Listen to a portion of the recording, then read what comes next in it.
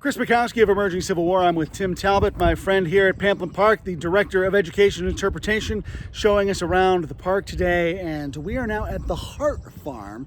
And to Tim, what's so important about this spot on the battlefield?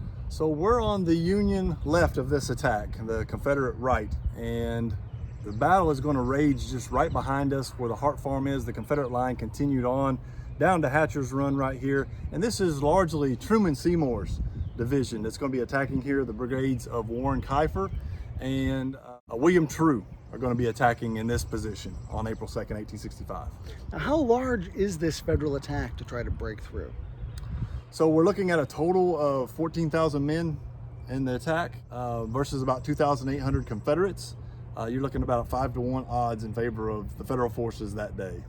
Now, conventional wisdom typically says 3-to-1 if you're attacking defensive positions, so this is pretty good math for the Federals. But is it a foregone conclusion? In hindsight, probably. At the time, maybe not so much. But with 5-to-1 odds, even with the obstacles and the earthworks to have to maneuver through, and the way they stack the regiments, it's probably a foregone conclusion that this is not going to be able to hold out too long. The men that are defending the line are explaining that they're about a horse length apart from each other instead of shoulder to shoulder manning this line. So it's a relatively quick battle. From the time they kick it off until they break through, you're looking at about either 15 or 20 minutes. Wow, that is quick. There is a lot of course, hand-to-hand fighting here. These are pretty stalwart Confederates. They have been veteran troops, been seen a lot of fighting, so they don't give up totally, but they do get pushed out relatively quickly.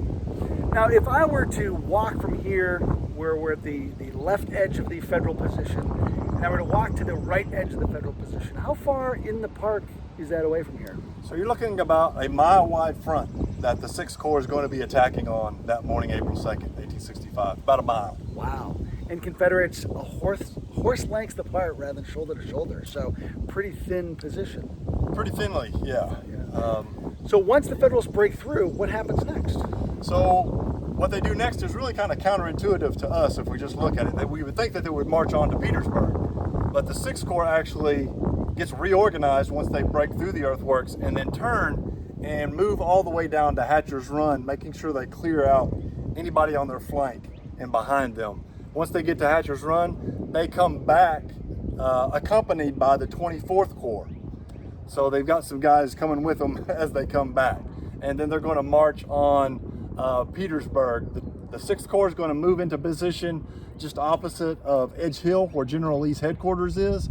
The 24th Corps is going to encounter more resistance when it reaches Confederate Fort Gregg. And there's going to be about 300 North Carolinians, Georgians, and Mississippians trying to hold off about 6,500 Union men of the 24th Corps.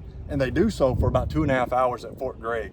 It becomes known as the Confederate Alamo. Okay. They hold out long enough, but all those men are going to either be killed, wounded, or captured at Fort Gregg eventually.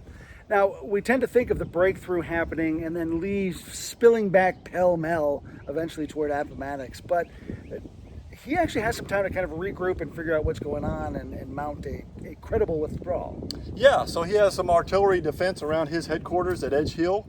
Several batteries of artillery are going to help defend that position for a while, and the 6th Corps is going to take some casualties there. The 24th Corps, as I mentioned, at Fort Gregg and Fort Whitworth is going to encounter a little bit stiffer resistance. That buys him time for him to get some of his troops under James Longstreet down here to man the western defenses of Petersburg.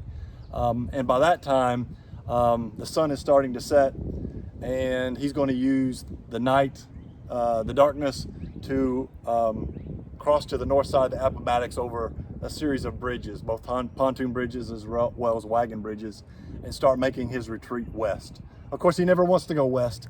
He wants to go south, but Grant's forces are in place to prevent that. Now, tell me about the Hart Farm itself, since we're here. Who lived here? What was going on in this place when it was a civilian experience? So the Boysaw family actually sold this property to a gentleman named Carr. Then Carr sold it to the Hart family, who had moved down here from Pennsylvania.